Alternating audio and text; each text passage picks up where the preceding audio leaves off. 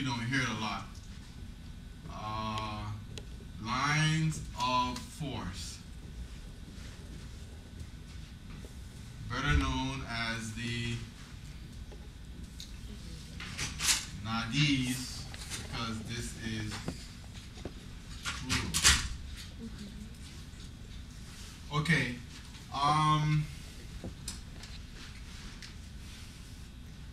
Lines of force, or the nadis, is gonna be your foundation for advanced metaphysics in terms of your understanding.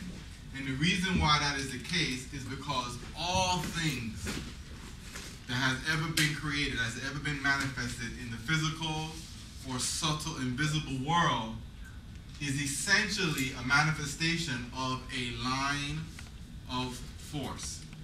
So we go back to last week where we discussed, at least as far as the human body is concerned, this is going to be beyond the body, but it's going to follow all principles.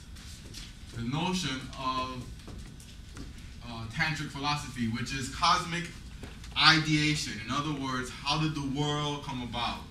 Now, last week we said that the world, the universe as we know it, manifestation came about because this absolute thing that we really don't know much about outside of what it has created or presented to our consciousness, manifested a part of itself by essentially just putting brakes or limitation on itself.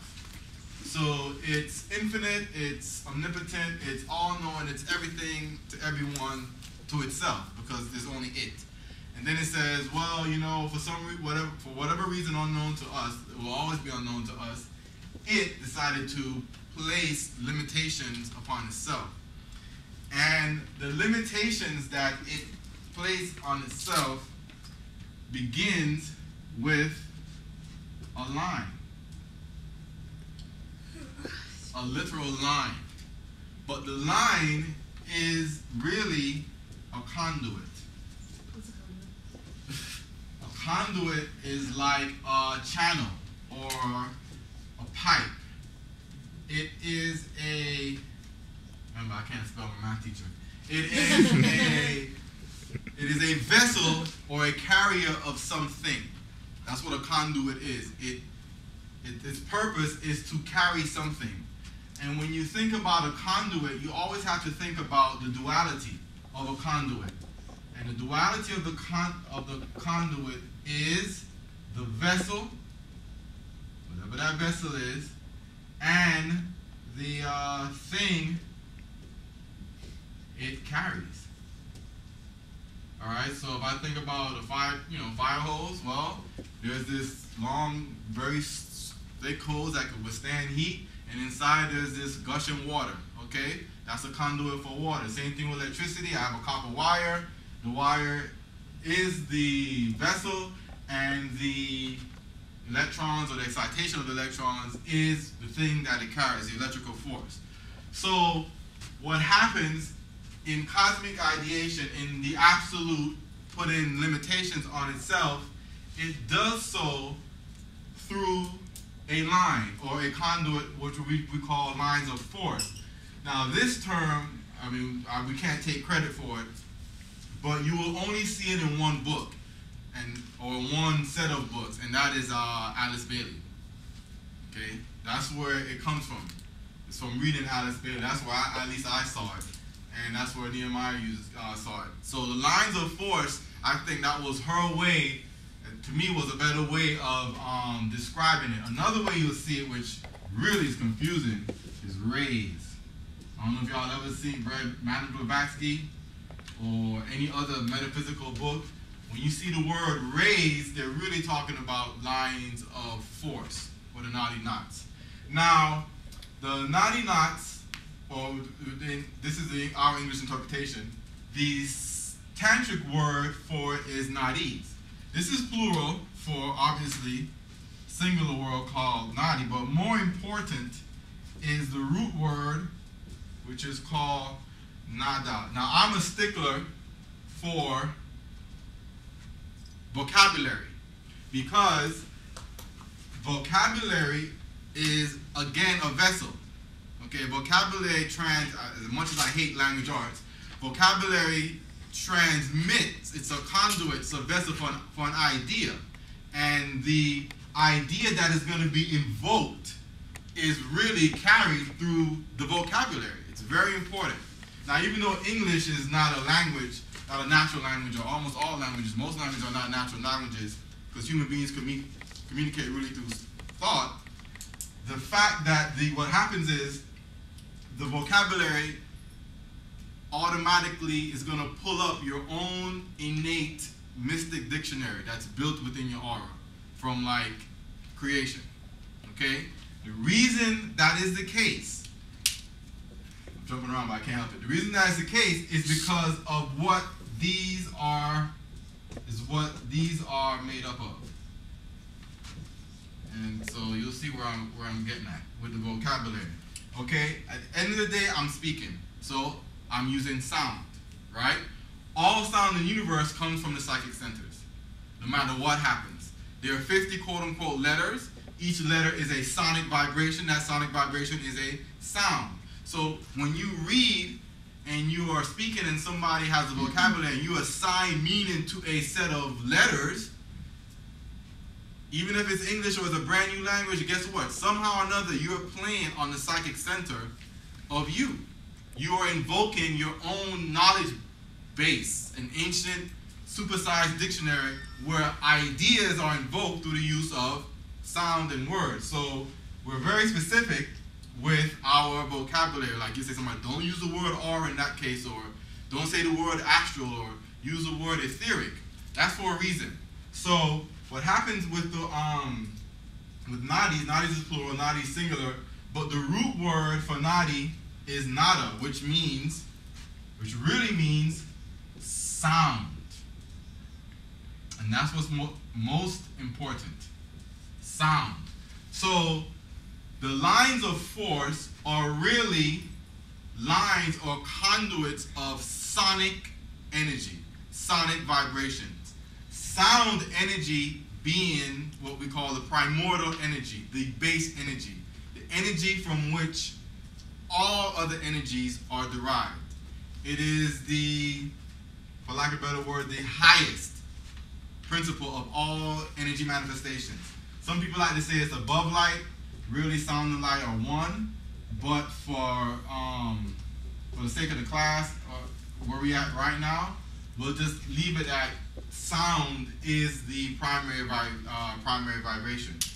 So, lines of force are the means by which the absolute places limitation upon itself to bring about manifestation. Now, in the body, these lines of force manifest itself as psychic centers, because the psychic center is literally a line of force. It is a channel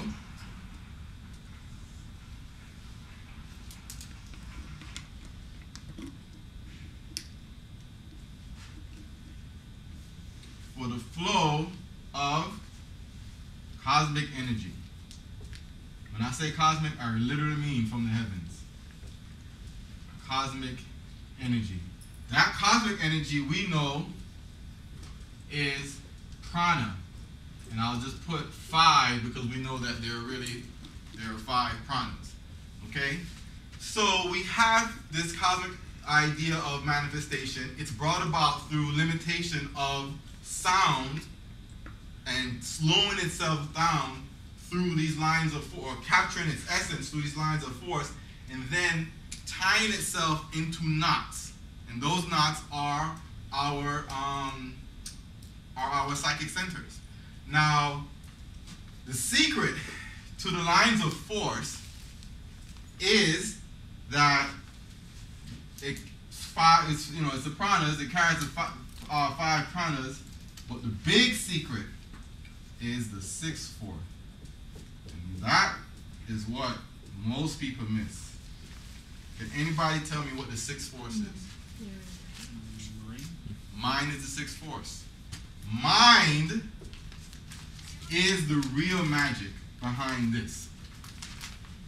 Mind is the vessel, it is the conduit for prana. That will explain why when somebody who is advanced chants a mantra, his mind force that's directing the prana will be so much greater than a savage, because the savage has no mind, or very little of it. And since they have very little of mind, then consequently very little of prana or anything could flow through it. And when you look through any metaphysical text, this is what's usually missing.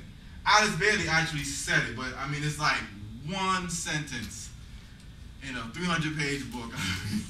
Your probability of catching that sentence on your own is little or next to none, honestly. I mean, I think I must have saw that in my third year studying metaphysics on the Nehemiah. Is when I saw it, and I asked him, what did she mean by that? And he explained, he gave a class just on that alone. So the secret here is mind. And we know that mind is not the brain, and that mind is an energy, it's really a dimension, it's a force of nature that carries the five. Of course, it carries the five major, and it carries the five minor, and since we don't mess with the minor, we barely talk about it. But it carries all five. So what happens? Why is this important? Well, the reason why it's important is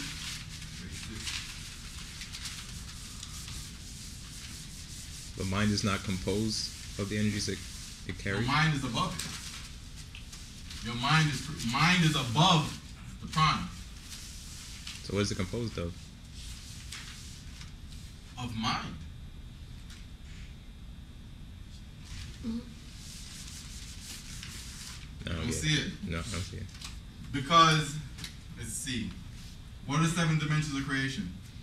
Mind, will. No. Give me an order. Length with height. Will. Mind. Then mind. Motion. Or action. Then length, time. What are these? The 7 dimensions? 7 dimensions of creation. 7. That's Yeah, it. 1, 2, 3, 4, 5, 6, 7. All right. And this is where mind is. Because what is prana? Prana is this. Prana is not static. Mm-hmm. So what's happening here? What's happening here, you have the absolute. And what is the absolute doing in each dimension? Slowing itself down. The only thing above mind is will, and I don't know if you have the tape. Will is really the lesser spirit of God. I don't know. It's the lesser spirit. It's a part of the absolute that's actually manifested, that's involved. The stuff right after. Yeah, so this is the all in all. This is the spark. This is the absolute. From this point comes mind. The only thing above it is what? Will. Is God. For prana, what's above prana? Mind. I can say prana is composed of these things, but above mind you have the absolute. So mind, as far as the energies, is where it begins. But when we say mind, we get confused. We're thinking about brain matter. We're thinking about, what is this mind thing? No, you have to tell yourself, mind is an energy like UV light. Just tell yourself that it has nothing to do with brain. It's an energy like UV light that is, for the most part, captured by the brain. Or the brain is an antenna for it in a sense. The real antenna for mind is the psychic center.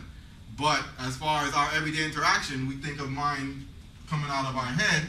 So the brain is just a receiver set for that specific type of energy. So mind is where it begins. No one really talks about the will, because what you going to say about God? Mm-hmm. You can't really say anything about the absolute. So it really begins here with mind. So as the brain being a receiving set from mind, would mind be then considered thought? Thought is a thing. This is a thought. This is a thought. This is a table. It's a thought. Like if you think about an apple, that apple is this, prana. And if you were projected, you can eat it.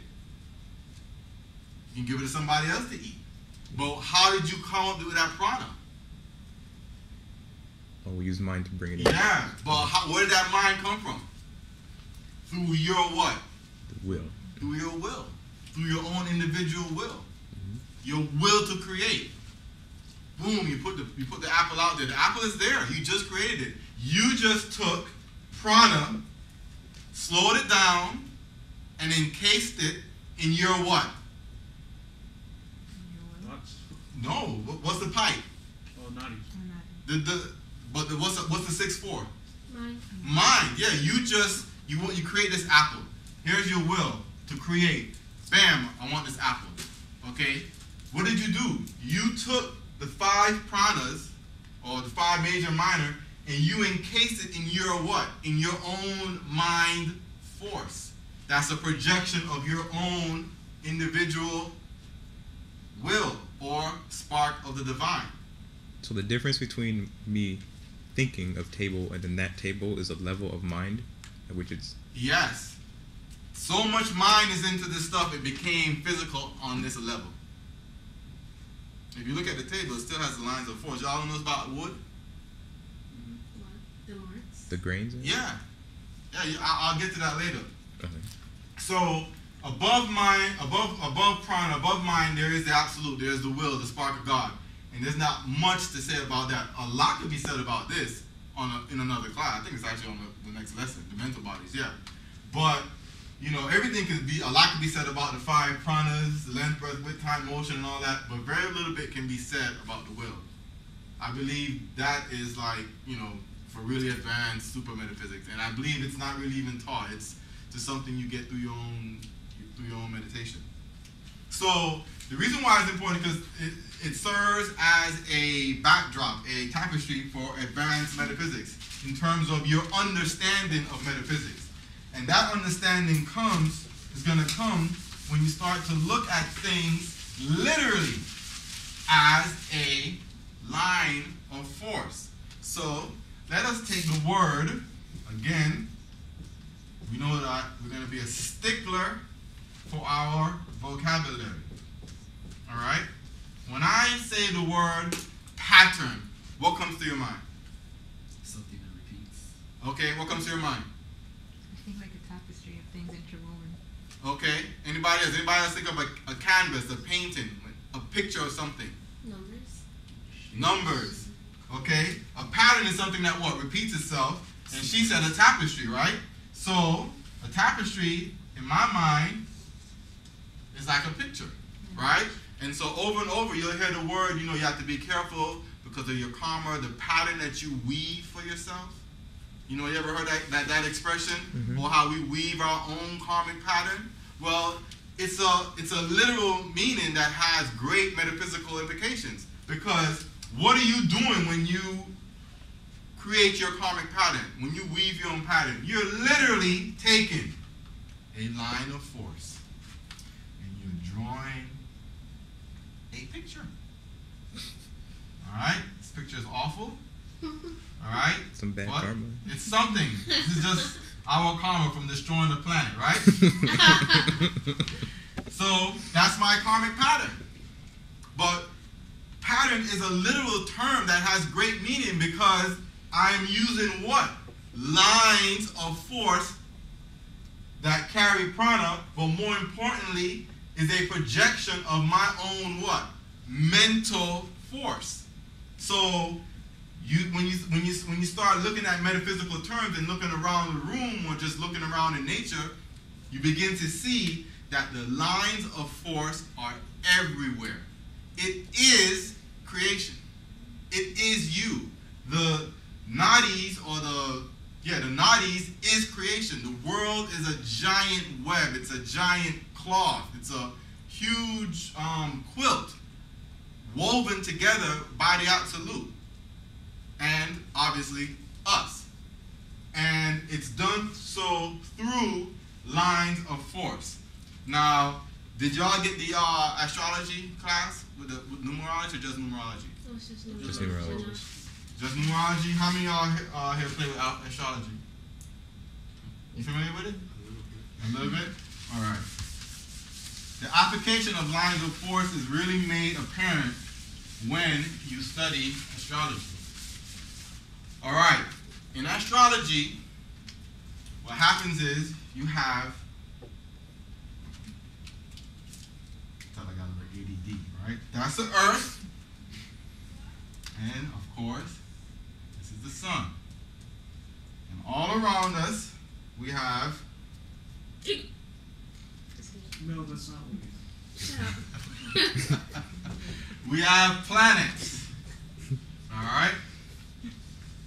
Now, what happens is there's only one God for us, and that God is the sun. For our incarnation, this sun is a limitation of the absolute. Right? It's a knot. It's a giant cosmic knotty knot. It's a huge psychic center that who knows what kind of lines of force flow through it, but it flows through it. It's been knotted, and now it's essentially a center, and it now pushes out energy. Okay, the energy that it pushes out is again lines of force. To be specific, race. The topic. tatvas or tavic rays. Rays is just another word for lines of force. How many? 360. 360. This is very detailed. It could be a whole lesson on this that would take 2 or 3 classes just on the tattvas that come from the sun. But the sun does not only give to us, it gives to other planets. And like all things in nature, except for humanity, when they get, they give. So they turn around and bounce it back to everybody and everything, including its source, right? So in the universe, or in our solar system, you have rays, cosmic rays from the sun, from the highest being known to us, flowing around in this tube, this knotty of cosmic energy, right? It's pure, it's coming at the speed of light or beyond that, and it gets to Earth. Well, when you are born, the soul, literally, figuratively, looks up into space and says, what does it have? Well, the soul is this, right? That's your soul, right? It's not really manifest. So the soul is like your own personal God, right? It's the closest thing you have to the absolute. The soul says, okay, what do I have? And then the soul begins to build a body for itself. A physical and auric body, and it pulls from itself, right, everything around it. Primary source is what? The sun. So when you do astrology, the most important sign is your sun sign, which is your future. Then you have the moon. You have the moon somewhere, which kind of represents your past or your mental self. It represents a lot. Then it pulls from the moon. And then it says, oh, what do I get from Saturn? And it says, oh, give me some of that, Mercury, right? So it looks throughout the whole solar system because the Earth is being bombarded by what? Light or lines. It's not light, it's lines of force from all these planetary beings. They're not planets, they're planetary beings. They're gods in their own sense. And it begins to build a body. But the body that it builds itself is literally like a garment that you would sew for yourself. You would take that thread, you would string it on a needle, and you would sew. And before you know it, you're wearing an outfit of some sort. And the outfit that you wear is your astrology chart. It's a revelation of the psychic or the mystic you, the cosmic you, through your birth date. And all you have to do is look at your hands. Everybody look at your hands. Your hands are full of lines. What are those lines? Lines of force. They're literally lines of force. and they terminate. The reason why they're so prevalent in the palm is because they're terminating in the hands. So you have all this energy flowing through you that the soul has built for itself in this shape because of the planet we're on, and then all of that terminates here. And so when people who are really advanced at astrology, they can read your palms too. You know, and the reason why that's important is because numerology comes from astrology. You know, numerology comes from astrology. So the first obvious and really concrete proof for those who believe is in their hands. You know, your lifeline is a literal line of force. I mean, the hand is the psychic center to begin with. But even if people didn't believe the hand was like a major psychic center, for the sake of what a line of force is, all you have to do is look in your palm. If you don't believe that, then strip the body of skin, flesh, and bone, and what do you have? You have a nervous system that's full of what? Lines. Behind the nervous system is circulatory system. Again, what? Lines. Now, if you start to look at tissue, if you look at tissue on the microscope, even your muscle runs in a certain what? Direction. Every muscle runs in a specific direction. Again, lines of force. If you look at the bone, it's the same thing. Everything in the universe, the door, wood, it has a line of force because the line of force is really and truly the manifestation of God in a concrete physical world. If you project, it's going to be the same thing. Who knows what it looks like? Well, what it looks like all depends on how advanced you are. In metaphysical terms, what happens when a sun dies? When a sun dies, it's not really dying. A sun dying is the evolution, is the sun reaching the end of that specific life cycle, where it goes back to its source. That's what it's doing. It's really collapsing onto itself. It's not dying. It's just, it's done with this life. It's like reincarnation for us. We're not done when we die. You know, might necessarily be it won't be our last incarnation, but a sun supposedly dying, I would imagine it's going back to the source. The problem is scientists don't know if that sun is going to be reborn because we just ain't around long enough to see a sun being born in the same spot. If it was to be born in the same spot. But the idea of a sun dying is just the sun going back into itself, going back into its own source, which is absolute. In this case, for a sun, it would be the galaxy. Because suns or solar systems are part of galaxies. And all galaxies have a center. And, you know, all galaxies spin like solar systems, spin like atoms. Everything in nature spins. Earth spins, everything spins. The motion of the universe is circular.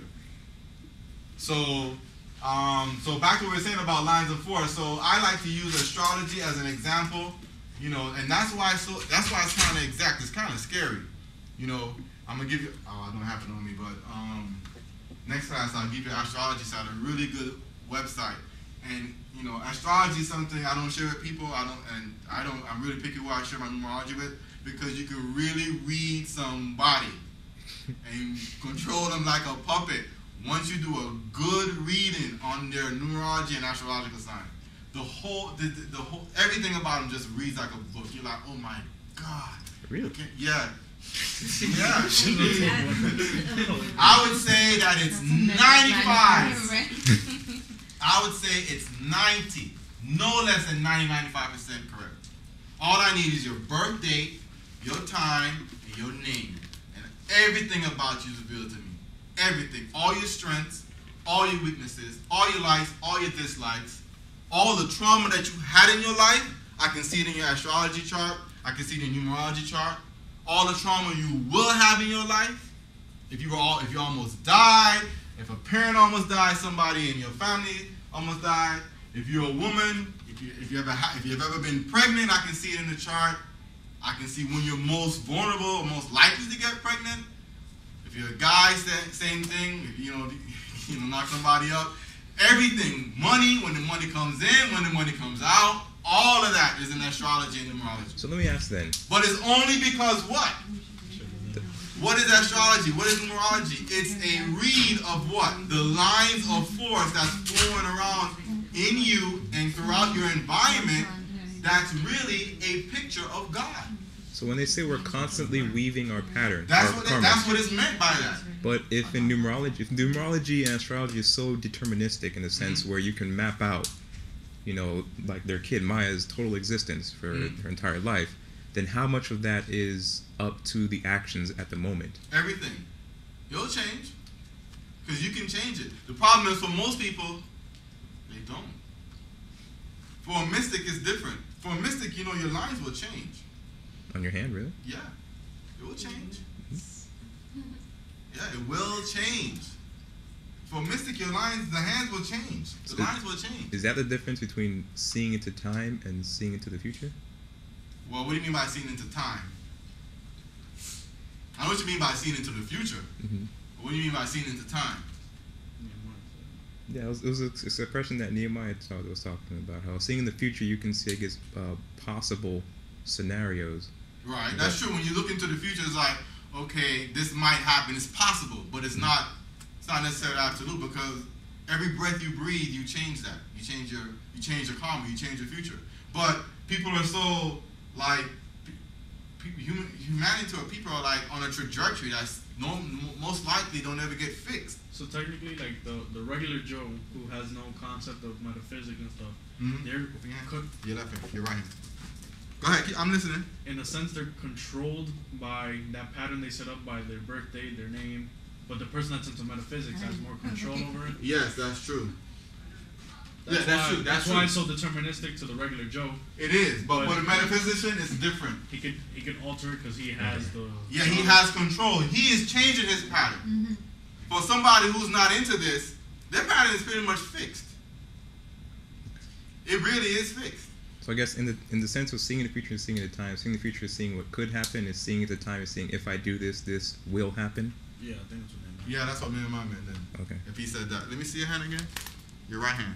That's my right hand. That's your other right hand. Let me see yours. See, there's a main line. To give you an example, there's the main line on your right hand is the future, the left hand is the past. You have the lifeline. That's what most everybody look at, right? Mm-hmm. The lifeline is a major line running down from here to here. From No. top to bottom? Yeah, from like this web all the way down to here. From in between your thumbs? Yeah, like that. Just like that. Now, if you have a broken lifeline, that means your life changed. When You had a it major doesn't- change. It doesn't go all the way down to yours?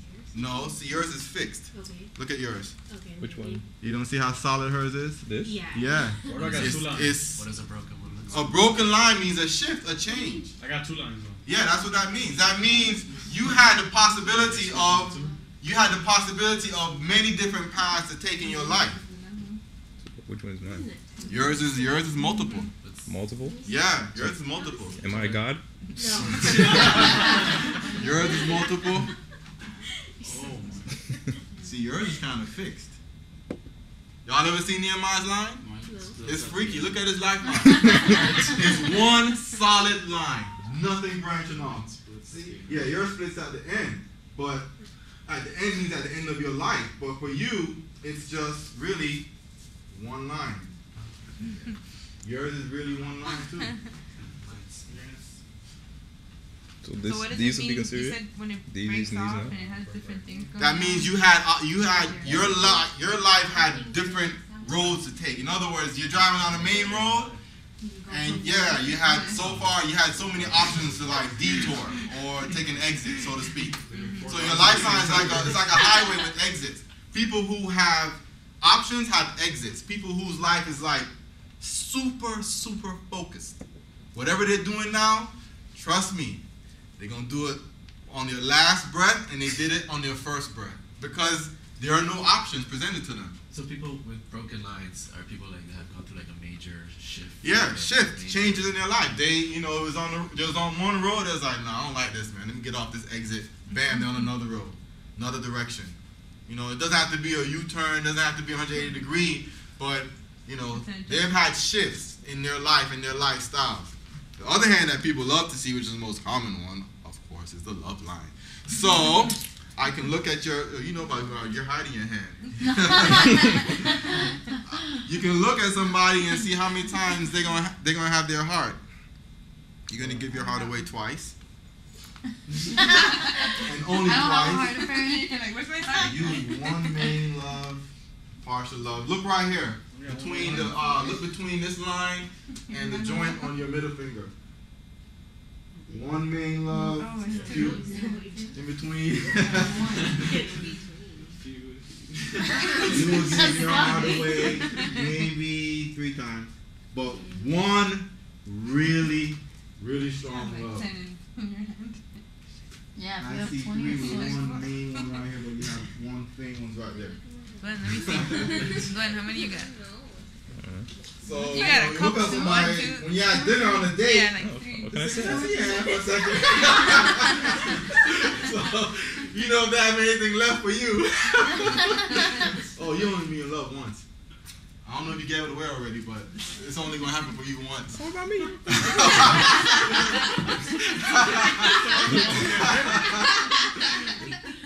3 times, brother. Yeah. 3 times. 3 Yeah. times. Yeah, yeah. Glenn, One real one in the middle. I don't know if that's gonna be the first.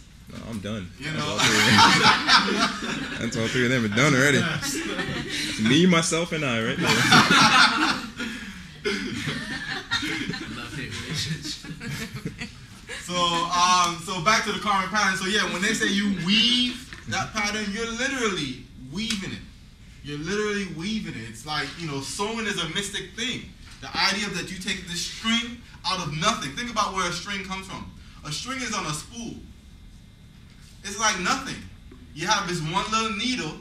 You ever seen anybody knit or do crochet? Yeah. Yeah, and before you know it, you have this ridiculous, beautiful quilt, sweater, shawl, whatever it is, but it all starts from a single what? Thread. And that's what the line of force is. That's why, so when you look around, when you look at nature, look at a tree, the direction of the tree, all that's lines of force. The tree going up and then branching out. Your body, wood, concrete, all of that is just the absolute being slowed down to like a complete standstill. Okay, so you said when you're weaving your present life, you take into consideration all of these lines of force from the planet, from the Yeah. earth, but don't you also take into consideration things that happened in your past life? Oh yeah, that's why the I believe it's the moon that The moon, governs yeah. that. The moon governs the past life. Yeah. It's the energy that's projected at that moment when you're born from Yeah. the moon. At that moment when you are not conceived, when you are projected out of the womb, it's a big difference. Big difference. That's when everything is like solidified, and that's what the soul says. Okay, that's what I be. So if you're a Virgo, believe you me, you're gonna be anal. You can't help it. Unless Because when the sun was in Virgo, Saturn was here, Venus was there, all the planets were in a fixed position, and they bombarded you, the soul, with its part of itself, and it imparted on you these behaviors, these qualities. If you're Sagittarius, same thing.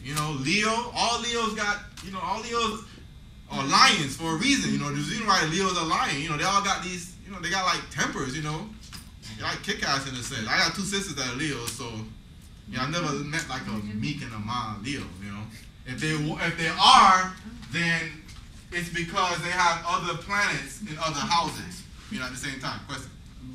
You're a Leo? Then you are a because you got real quiet demeanor, so I'll be very careful of you. But Leos are not. No, you got fire ones is one you got to watch. You got 2 type of alpha males. You have an alpha male who like to stick his chest out. And you have the alpha male that only sticks it out when it's really needed. That's the one you have to watch out for. But most Leos are leaders. They can take charge of a situation real easy. They don't sit back. Most Virgos are anal. They're usually good in math. They're not artists. So if you start looking at people's signs, they're kind of all the same. Of course, you have individual habits that change or that that could put pressure on that. You have the way you were born. how you were raised with your parents, your religious beliefs, but if you look at that individual, you'll see it. And you all of that is revealed through the map of lines of force. So the sign is more like your natural state, because I mean there's some Virgos that could be not anal, you know, just because that from habit. I Yes, guess. because you have the Virgo is a house. In astrology, you have the planets and you have the house. So what you have to look for, you have to look at how many planets are in that house, and that determines the strength of that particular quality. So for me, I have, including the sun, I have like 3 other planets in Virgo. So I'm a Virgo like no other, like a Virgo can't be, because of everything being in Virgo. I just can't help myself, you know. And my moon, I don't know, forgot my moon sign, but I think my moon sign is just what gives me a little balance. Otherwise, I think I'd be a little psychotic because of everything being in Virgo. And then you can see, like, if you're industrious, if you're mechanical, you look at Mars. What planet is in Mars? You know, but all of that is just. I didn't want to make an astrology class without doing a real astrology class, but all that to me is the best example of lines of force. The body, the nervous system, the circulatory system, all that is the best example of lines of force, because the nervous system follows the notic system. It starts with the nadis, from the nadis come the nerves come the blood vessels, from the blood vessels come tissue to bone, all that. How exactly do you cloud a line of force? Oh, how do you clog it? Oh, okay. No, that's a good question, because ideally this vessel is pure, and in here it's supposed to be nothing, right? Well, what happens is, you know, nature runs a particular way. So as all this prana is flowing that way, what happens is when you do anything contrary to quote unquote natural law, you put like a little rock in the way, you know? It's like clogged arteries, literally. And then what's happening? Beyond the absolute slowing itself down, you are now doing what? Bringing yourself down to like a crawl. And over a period of time, this is just not moving. And then all of your metaphysics, all of your yoga, all of your prayer is one thing and one thing only: to clear that channel, so you can speed up the energies that's flowing through you. That's already there, but is just impeded. And it's your own thought, your own ideas, your own wrong action that impedes it. Because you have to remember, we have involution and we have evolution. Well, we are not in, you know, we are in evolution. Naturally speaking. Yeah, right now, your state as a soul, you're being evolved. The fact that you're in a human body means you're here. The fact that Kundalini rises up means you're here. You know, the human body stands erect. You know, telling you that you're in the state of evolution. Because the idea of involution is the absolute making the descent into matter. A lot of writers used to say that the absolute used to make a descent into matter, you know, and to me that's a pretty good picture, because you have this all spark, this energy that's just unlimited, and then it makes a descent down into something, and it slows itself down. It's like, anybody ever been mountain climbing, or been on a mountain or anything like that? Mm-hmm. Well, the feeling you get from going up is much better than the feeling you get from going down. That's just the way it is. Why is it every time you go somewhere, the trip back always seems shorter? The trip back is evolution. The trip back is evolution. That's all. You went through that experience already? No, it got nothing to do with it. No, it's let's change the subject, but it's a mudra. It's a mudra. Anybody here do martial arts? Mm-hmm. Yes. Who does martial arts? I've done more. All right. So if y'all do martial arts, y'all know. Do you inhale when you punch, or you exhale? Exhale. Exhale. Because evolution. When you inhale, Different story. So what's happening? This is not the trip returning is not because you did it already. It seems shorter. No. What happens is Like you've already conquered something, so it's easier. Close. Involution. Evolution. Really? Evolution. See why I chose man? Alright. So what happens is God, well, you have to believe in reincarnation. But the absolute involves itself, brings it down to no, I'm not sure to say that at the very beginning, but this is everybody here. If you didn't believe in reincarnation, you wouldn't be here. Because I would really mess up your religion. So what happens is, this is another deep subject I think we should get into in another class, is you have the absolute. The absolute involves itself at varying stages. It reaches a stopping point, and it evolves itself and goes back to itself. Correct? Mm-hmm. So you have a repeated pattern of involution and evolution. Well, that is the great cosmic mudra. It is the only action. Okay? It's to breathe in, to breathe out. When you breathe out, you're involving. When you breathe in, you're returning to the what? To the source. So what happens when think about an ocean and a tide? An ocean coming in and a tide tide coming in and a tide rolling out. What is that tide rolling and rolling out? It's mimicking the power of creation, the power of involution going out and evolution coming in. So in martial arts, what are you trying to do when you breathe out and punch? You are riding the power of evolution by the fact that you are breathing out and punching. You, for a split second, just became one with God through that mudra.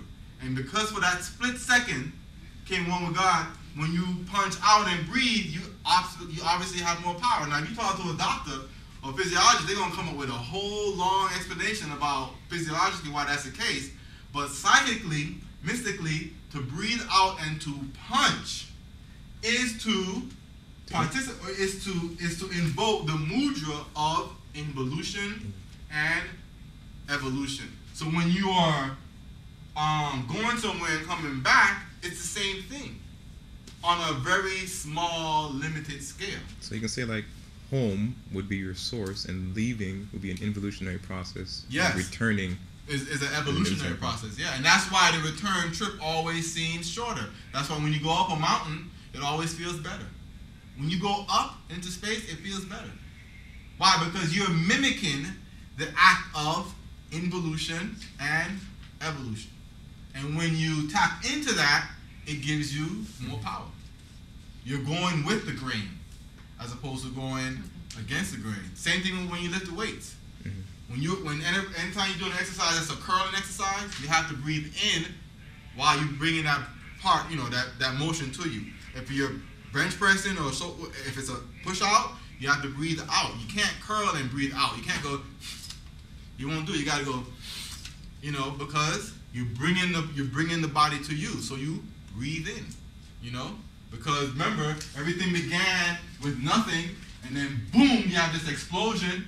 Everything goes out and involves itself, gets to a point, stops, and little by little, everything comes back to the source. And that's what happens when you lift weights and you breathe a certain way, or you practice martial arts and you breathe and you punch with your exercises and how you flow. The most important thing in martial arts is the breath. My martial arts teacher always told me, there's one way to know when to walk away from a fight. It's how the guy breathes before he punches you, before the fight starts. If the breathing isn't right, you can kill him. If the breathing is controlled, just walk away because he knows just as much as you or more. Same thing with a guy holding a knife. If a guy holds a knife like this, my martial arts teacher, you can put the knife in his mouth. If you hold a knife like this, just walk away because he's going to kill you. If you see a guy hold a knife like this, he said, just walk away, he'll kill you. If he holds it like this, make him eat it. But if it's like this, walk away because he'll kill you. So So we are tapping into that when we, all those little things that we used to do. We used to wonder about, wow, why it feels so good to go up? Why it feels awful to go down? Because when you go down, you're involuting, you're moving away from God, you're mimicking that.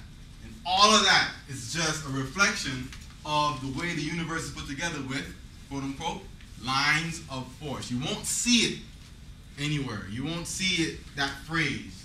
You'll see rays, you'll see all kind of stuff, but you won't see the word line of force. And I think when it comes to line of force, we're trying to create that image in our brain, in our mind, that invokes, for a lot of lack of a better term, invokes the samskaras within us.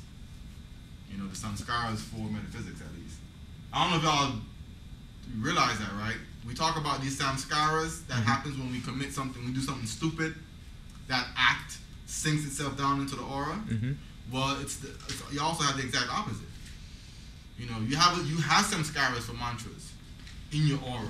That when you chant a mantra, you bring up that positive samskara as well. So it reinforces that power. I have a question. What determines what is good or bad in this whole karmic thing? There is none. We use the term loosely. You usually hear somebody apologize for it, I don't mean to say good or bad or positive, but there's no real evil in the metaphysical world. It gets dangerous, but there's no evil, and it gets dangerous because you can do anything and justify it. I had a discussion with a friend of mine. He didn't know what I believed, and we used to trade online, trade stocks and currencies, and so I said, "What do you believe?" And I went this long little thing about metaphysics, and he goes, he's Catholic, so he was like, man, that's dangerous. I don't know if I would tell anybody that, because what will hold them behavior in check? I said, that's the point. Themselves. No fear of God shoot me with lightning, and there's no devil that's gonna meet me in the hell, because that ain't the case. There's no evil. There's just outcomes, right? Yeah, there's just action and reaction and consequence, cause and effect. So there's involutionary actions and evolutionary actions. That's all there is. There's involutionary actions and evolutionary and involutionary and evolutionary actions.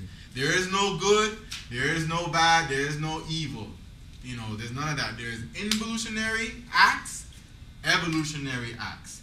Hitler and what he did, involutionary. Slavery, involutionary. Public education for America, evolutionary. You know what I'm saying? So then things are naturally evolutionary and involutionary.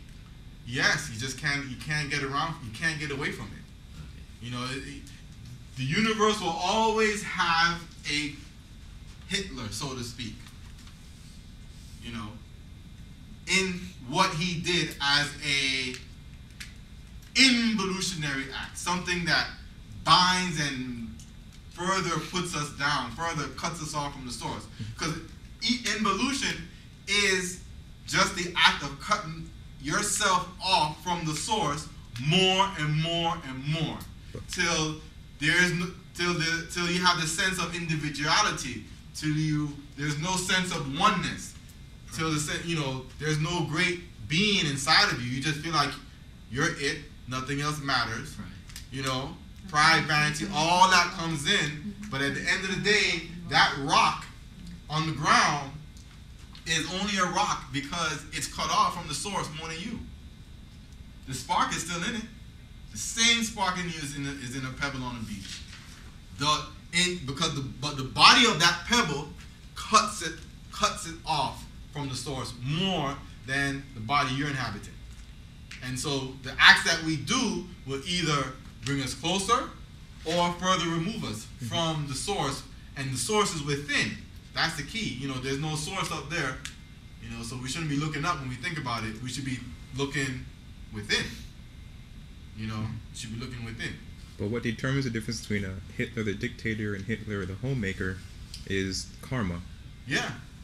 It's our karma that allowed a dictator like Hitler to arise. Yeah, because it's like what you said with the planets. Every time the sun hits you with energy, all the planets send it outward. The way we're using it is in a negative. We take it in and keep it to ourselves. Yeah. It's like the whole finance system. The finance system of this country is involutionary. Why? Because it hoards.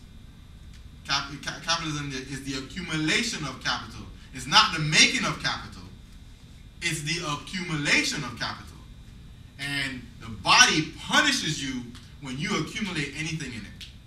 All disease is an accumulation of energy, matter that the body has used and refused to give up. All disease, all sickness. Diabetes being the worst, because diabetes is, that whole, it's sugar. Sugar is the fastest form of energy that the body needs in its pure form. The body, all food we eat is converted to sugars of one sort or the other. But people who take in more than they can push out, they get diabetes. But what is it? It's just the fact that you are going against the grain. We're in an evolutionary state. So as you get, you should give, not get and store. So very few people will say it, but the same spark of God that's in Hitler is in Jesus Christ. That soul just chose that route of evolution. Eventually, it will become the Christ and beyond, but on another time, another place. Very few people will say it. They can't say the same thing, but of any atrocity. But I can say the same thing for slavery. You got genocide here with Native Americans. You got one war after the other. Humanity is ugly. So, but humanity is itself, at a crossroads of where it just keeps involuting itself, without really moving forward. Can evolved souls evolve? It depends on their trajectory, but yes, they can. But it's controlled, though. It's a controlled evolution. No. Because when you say evolved soul, you're saying that soul has taken a specific path to that specific type of power. But are you talking, when you say Christ, are you talking about the power of Christ, or are you talking about the quote unquote goodness that came with it? It's two different things. I think he means like Jesus, that he turned into Hitler. Like the person. Like a person of Jesus kind of soul. Yes, as long as they are in a physical body, yeah, they are subject to fall. Okay. It's not until you have a risen body that you can't go that way. You can't fall that way, but you still can fall. Yeah, I asked Nehemiah once, like, is it possible for cosmic avatar or cosmic being to devolve again for whatever reason? Like, Well, he won't be devolving. What he will do, he'll split his consciousness. He'll take a part of his consciousness and project that consciousness and involve that consciousness, and will be in full control of that consciousness. He'll have control. Yeah. Now, is an avatar going to take a part of its consciousness and wreak havoc on another planet? I can't tell you. But yes, an avatar or cosmic being can involve itself, can take a part of itself and involve it. We do it, you do it when you think about a parent. Think about what a parent does. Think about what a parent with a career does. All right? You got this career, right, that's going to liberate you, right? Free you and give you all the things you need and want, okay? It's your own personal goal. Then you have children or a spouse or a spouse. Now you have to do what? You have to slow down. You cannot live life the way you used to. So you slow down and you give a part of yourself to your child so that your child may develop. But if you're smart, you can give a part of yourself to your child and still keep some for who? For yourself. And continue to do what? Move forward. A lot of people don't know how to do that.